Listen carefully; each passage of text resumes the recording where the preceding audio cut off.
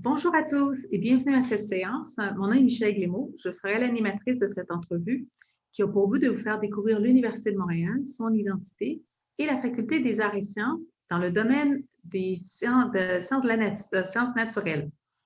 Je vous rappelle que plusieurs événements se déroulent jusqu'au 17 décembre. Pour connaître la programmation, consultez le site Rendez-vous des futurs étudiants. Avant de débuter, je dois vous préciser, je vais vous partager quelques précisions. Votre micro et votre caméra seront fermés pour toute la durée de l'entrevue. L'entrevue sera d'une durée de 20 minutes. Utilisez la section questions et réponses au bas de la fenêtre pour poser des questions. Des personnes sont là pour répondre à vos questions. Aujourd'hui, nous avons la chance d'avoir une étudiante et une représentante de la faculté qui vont répondre à quelques questions que j'ai pour eux. Chers invités, je vais vous laisser vous présenter. Je vais commencer par Jessie. Oui, donc bonjour, moi je suis une étudiante à l'UDM en géographie, donc j'ai fait mon bac en géographie environnementale, spécialisation géographie humaine, puis là présentement je fais ma maîtrise en géographie humaine à l'UDM également. Merci. Et Sophie? Bonjour, Sophie Parent, vice-doyenne aux études de premier cycle et aux stratégies numériques à la Faculté des arts et des sciences. Merci, mesdames. Sophie, la première question va être pour toi. Est-ce que tu peux nous parler des disciplines qui sont liées aux sciences naturelles et appliquées à la Faculté des arts et sciences? Oui, Michel, nous avons une variété de programmes disciplinaires à la Faculté des arts et des sciences dans ce secteur, notamment actuariat, mathématiques et statistiques. Nous avons informatique et recherche opérationnelle, nous avons la chimie, la géographie physique et sociale, la physique et les sciences biologiques. Les 4 dernières sont au campus 1000. Et si vous hésitez entre 2 disciplines, eh bien, nous avons des bacs qui en combinent 2.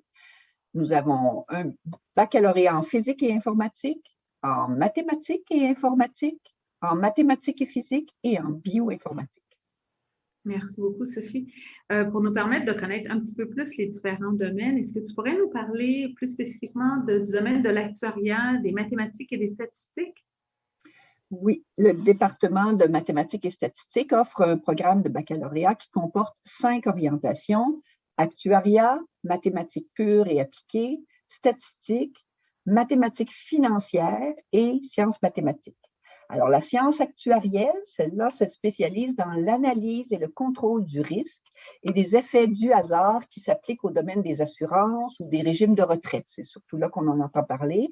L'orientation actuariat prépare les étudiants aux examens professionnels des sociétés d'actuaires et reçoit l'agrément de l'Institut canadien des actuaires. L'orientation mathématiques pures et appliquées, quant à elle, offre aux étudiants une introduction systématique aux grands chapitres des mathématiques, l'analyse, la géométrie, l'algèbre, et aux sujets qui mènent aux applications et à divers outils informatiques. Parmi les nombreux domaines d'application, on peut noter la cryptographie, l'informatique quantique, la météorologie, la physique, l'imagerie cérébrale et les biotechnologies. Les statisticiens, de leur côté, et les statisticiennes utilisent des méthodes d'analyse sophistiquées à l'aide de logiciels, de l'informatique et de méthodes numériques pour nous aider à mieux comprendre le monde qui nous entoure. Ces outils permettent de traiter des sources de données de plus en plus complexes. C'est un métier qui est voué à un brillant avenir. L'orientation mathématique et financière, quant à elle, offre aux étudiants une formation de base en mathématiques, en statistiques, en finance, en informatique et en économie pour leur permettre de résoudre les problèmes du monde financier.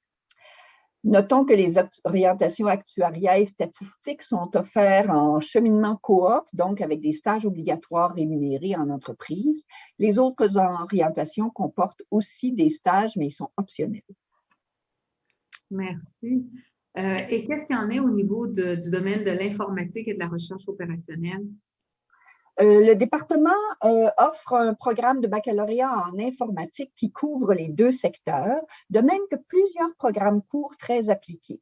Alors, qu'est-ce que l'informatique? Bien, c'est un domaine qui s'intéresse à la mise en œuvre de méthodes scientifiques pour traiter efficacement des grandes masses d'informations au moyen d'ordinateurs, vous vous en doutiez. La recherche opérationnelle, quant à elle, est au confluent de l'informatique, les mathématiques appliquées, la gestion et le génie industriel. L'objet de cette discipline est de fournir des bases rationnelles à la prise de décision habituellement dans un but de contrôle ou d'optimisation pour améliorer l'efficacité ou diminuer les coûts, par exemple. L'informatique et la recherche opérationnelle ont des domaines d'application très nombreux. Pour en nommer quelques-uns, l'intelligence artificielle, la synthèse d'images qu'on retrouve dans des jeux vidéo, des films animés, le cinéma, la télé, le traitement automatique des langues naturelles, vous avez probablement déjà parlé à Siri, le développement d'applications mobiles et de logiciels, et il y a des choses plus avancées comme l'informatique quantique, la sécurité, la cryptographie, la robotique mobile et industrielle, la planification des transports, la gestion des ressources et la bioinformatique. Très, très diversifié. Et là, pardon, j'oubliais, Michel, de mentionner quelque chose de très important. Ce programme offre des bourses d'admission qui varient entre 2 000 à 5 000 $. Renseignez-vous, c'est automatique et de nombreuses autres possibilités de financement, notamment pour les femmes. Il propose un cheminement Honor également qui permet de contribuer à la recherche dès le premier cycle. Parfait, merci beaucoup, Sophie. Et là, on se transporte vers le campus 1000.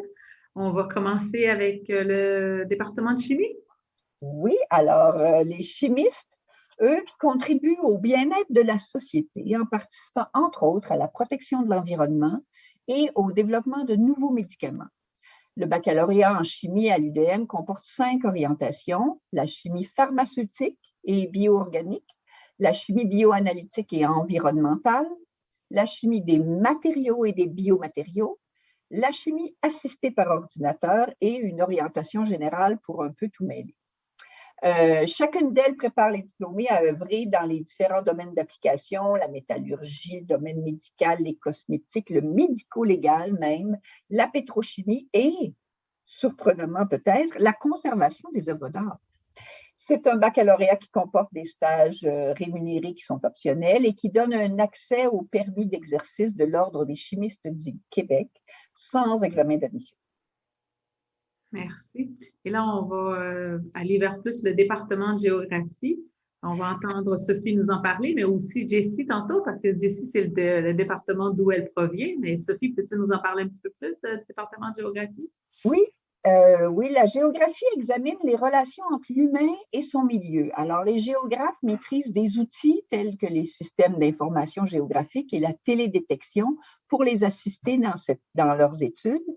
Le département de géographie offre un baccalauréat en géographie environnementale qui comporte 2 orientations, l'orientation environnement physique et l'orientation environnement humain, qui permettent de se spécialiser en environnement, en géographie humaine, en géographie physique ou en sciences de l'information géographique.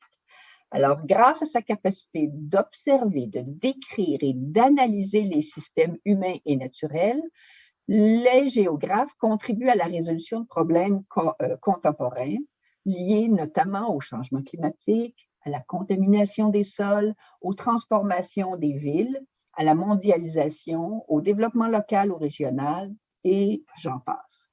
Le programme de baccalauréat offre lui aussi un cheminement au nord, en plus d'un cheminement international qui vous permet d'aller à l'étranger, de même qu'une possibilité de stage en milieu de travail. Super. Et le département de physique? Et oui, la physique, c'est une science fondamentale qui traite des propriétés de la matière. Alors, ce sont les principes qui régissent les phénomènes naturels qui intéressent la physique. On peut dire que c'est un peu la base de toutes les autres sciences de la nature. Les technologies de pointe, d'ailleurs, doivent beaucoup à des avancées majeures en physique. Alors, grâce au baccalauréat en physique, il est possible de découvrir la relativité, la mécanique quantique, la thermodynamique, les interactions entre les particules. Il y a 5 orientations: astronomie et astrophysique, physique des matériaux, physique du vivant, physique subatomique et une orientation générale, encore une fois.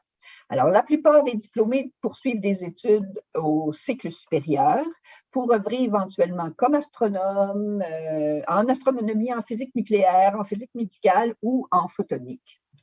Le département de physique est doté d'infrastructures de recherche de calibre international. Dès le premier cycle, vous pouvez avoir accès à des stages rémunérés en recherche ou en milieu industriel.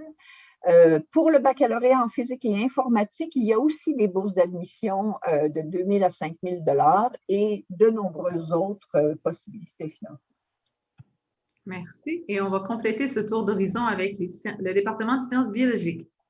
Oui, alors les sciences biologiques s'intéressent au fonctionnement des organismes vivants, de la cellule qui est microscopique à la biosphère, dans toute leur complexité. Alors, les biologistes contribuent également à étendre le champ des connaissances sur les enjeux environnementaux que nous rencontrons actuellement.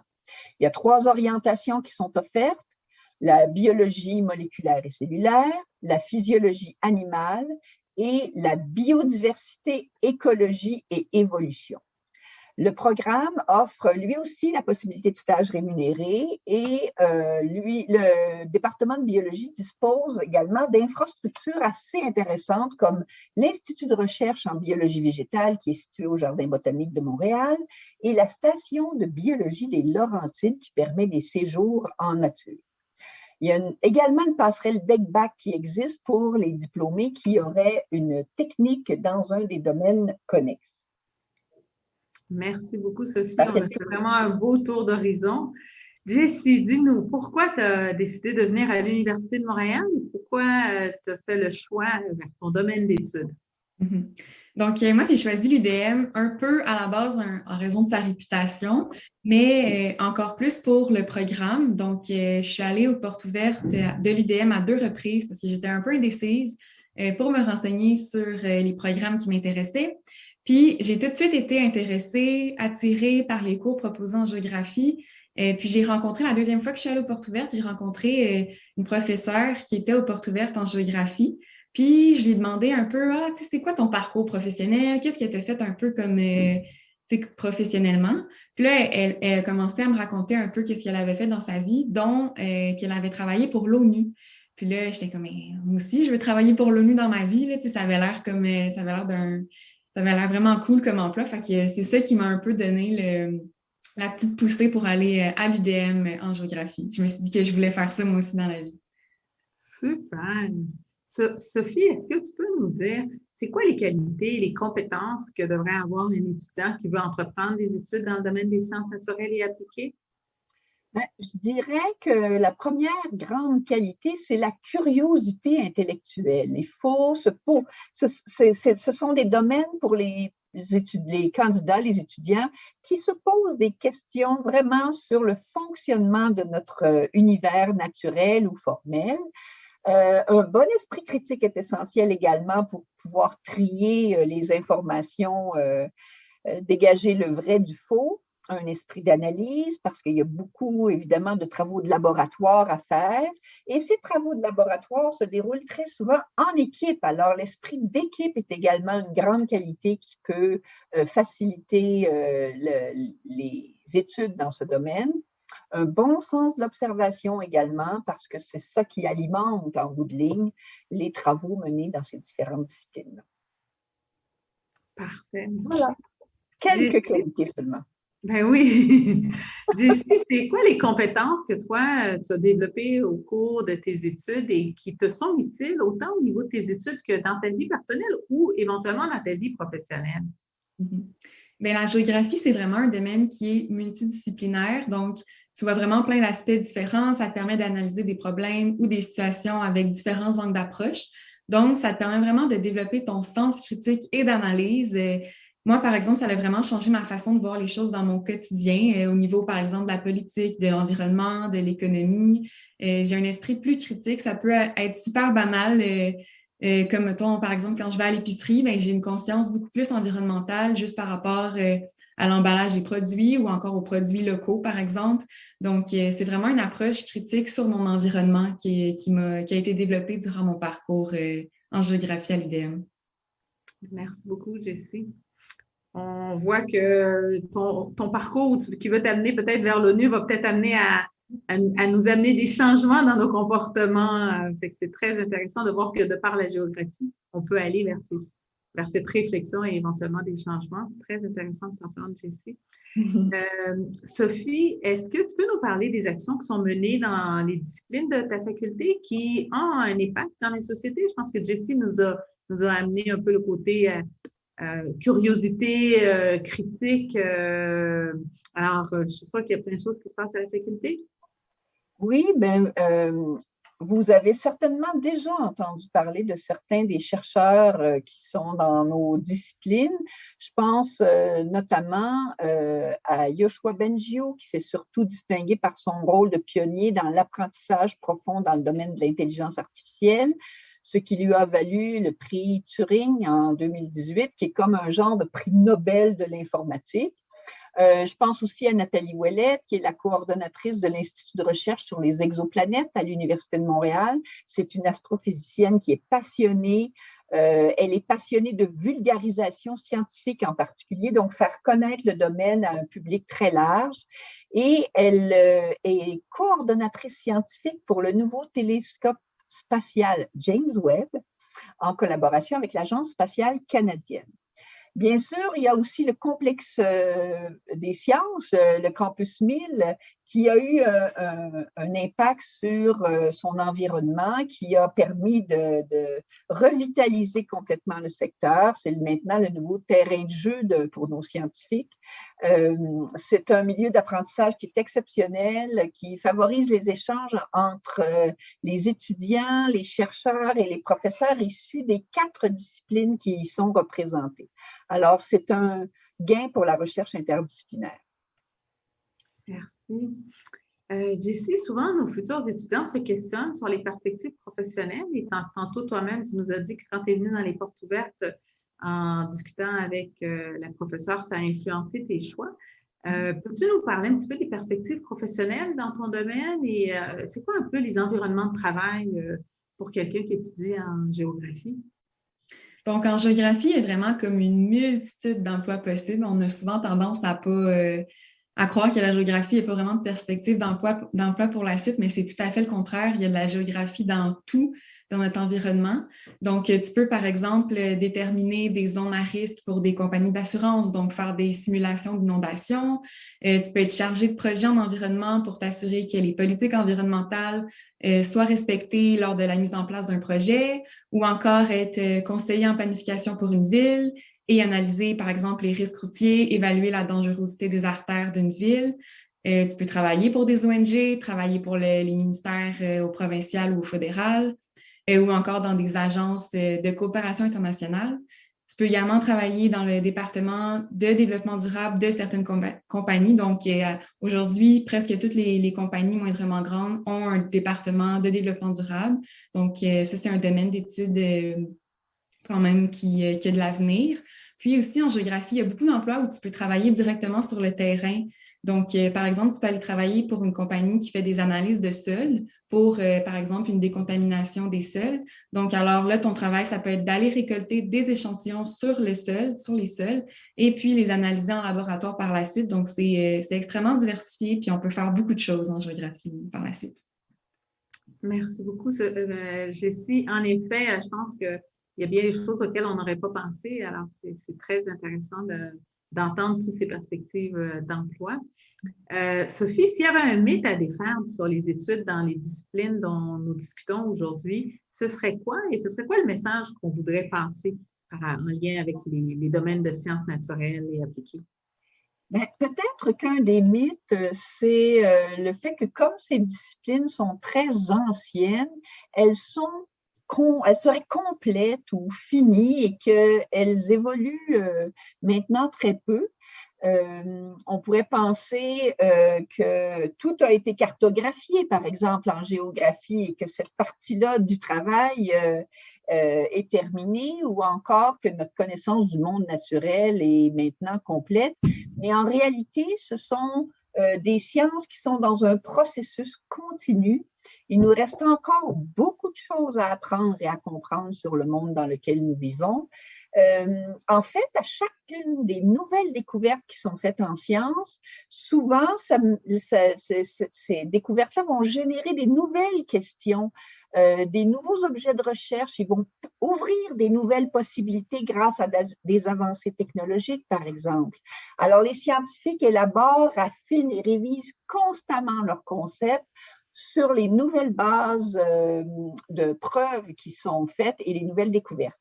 En géographie, par exemple, l'arrivée des nouvelles technologies a complètement changé la façon de travailler les cartes du terrain, qui sont un outil important des géographes. Ils utilisent maintenant l'imagerie satellite, ils utilisent, pensez aux applications dans notre quotidien comme Google Maps, qui est un exemple de développement de cartes qui sont faits. Plus personne déplie une grande carte papier dans son auto. Et j'ajouterais finalement que la géographie est tellement plus que ces outils-là, tellement plus que les cartes, les autres disciplines également, on a l'impression qu'ils sont limités chacun à un petit secteur, mais en fait, il y a souvent des applications qui sont liées à des secteurs interdisciplinaires qu'on ne connaissait pas il y a quelques années. Très intéressant ce que tu dis, Sophie, parce qu'en effet, on a peut-être tendance à penser que les sciences naturelles, c'est des sciences qui se font en laboratoire, mais bien au contraire, c'est des sciences qui sont très appliquées. Et les exemples que vous donnez, que ce soit l'intelligence artificielle ou en lien avec la géographie, en lien avec l'environnement durable, c'est des sujets qui sont dans nos quotidiens. Alors, on voit l'impact de tout ce qui se fait dans les universités en termes de recherche qui nous influence à tous les jours. On ne passe pas une journée sans entendre parler de vos domaines d'études. Oui, c'est vraiment, c'est très intéressant, mesdames, la perspective que vous nous amenez. Jessie, en démarrant tes études, est-ce que tu avais une vision claire où tu serais aujourd'hui? Je dirais oui et non. Dans le sens que quand j'ai commencé mon bac en géographie à l'UDM, mon objectif, c'était de travailler pour des agences de coopération internationale. Donc, j'avais le goût d'aller sur le terrain, d'aider les gens, puis un peu de sauver le monde. Mais je m'étais toujours dit que j'allais au moins faire une maîtrise, peu importe le programme d'études que j'allais faire. Donc, ça faisait un peu partie de mes objectifs personnels dans ma vie. Mais j'avais aucune idée que j'allais finalement me spécialiser dans le domaine des études de la migration et des frontières par la suite, donc à la maîtrise. Mais aujourd'hui, j'ai encore un peu cette vision naïve de vouloir sauver le monde en travaillant un jour dans le domaine humanitaire, là. Donc pour l'ONU, entre autres. Jessie, il nous en faut du monde qui a une perspective naïve et qui a envie de changer le monde.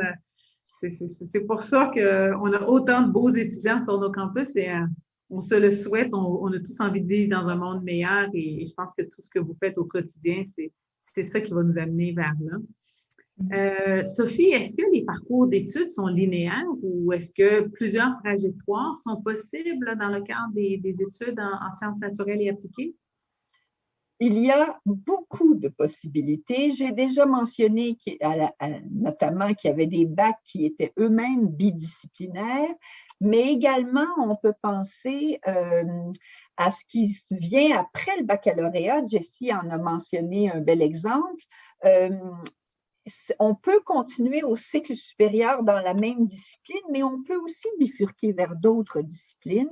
C'est une des possibilités. Par exemple, nous avons un DESS et une maîtrise en environnement et développement durable. Toutes ces disciplines peuvent y mener.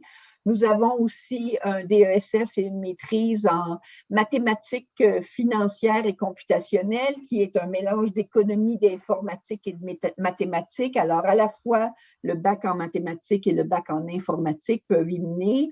Il y a toutes sortes d'autres combinaisons qui sont possibles. Vraiment, c'est une porte d'entrée sur un univers assez large.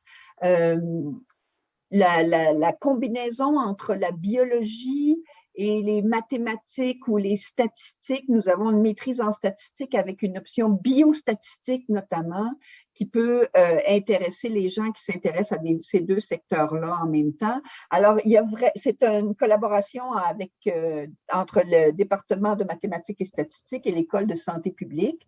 Alors, vraiment, ce sont des façons d'élargir nos horizons ou de compléter nos outils en cours de parcours. Merci beaucoup, Sophie. J'aurais envie de compléter l'entrevue avec toi, Jessie. Qu'est-ce qu'on peut te souhaiter pour la suite de tes projets après les études? Tu nous as parlé de l'ONU, tu nous as parlé de vouloir sauver le monde. Alors, qu'est-ce qu'on peut te souhaiter pour la poursuite de tes études? Donc, j'ai plusieurs projets en tête que j'aimerais réaliser. Je pense que mon plus grand rêve, justement, ça serait de travailler pour l'Agence des Nations Unies pour les réfugiés, afin justement de défendre les droits des réfugiés et des demandeurs d'asile. Sinon, je m'intéresse beaucoup à la question des réfugiés climatiques, donc à l'impact des changements climatiques sur une population. Et c'est de plus en plus, ça va être une question de plus en plus importante dans l'avenir.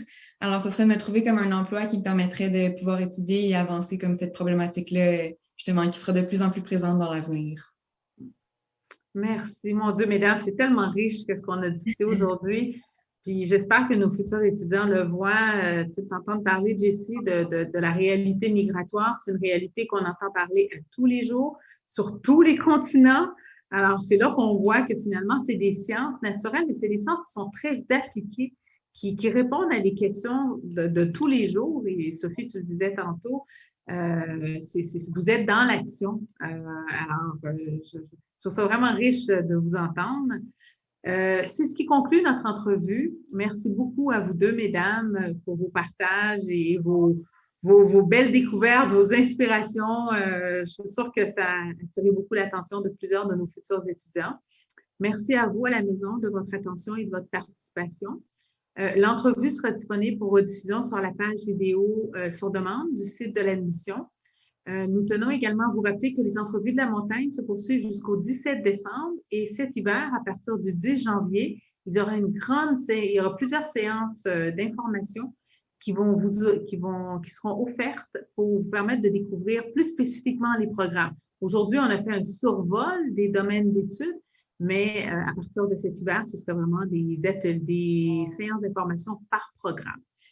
Alors, on vous invite à revenir vers nous pour pouvoir prendre connaissance de ces séances d'information. Ce serait l'occasion idéale pour vous de poser vos questions à des responsables de programme et peut-être vous faire charmer, comme Jessie a été charmée par quelqu'un de l'Université de Montréal qui l'a amené à vouloir poursuivre ses études.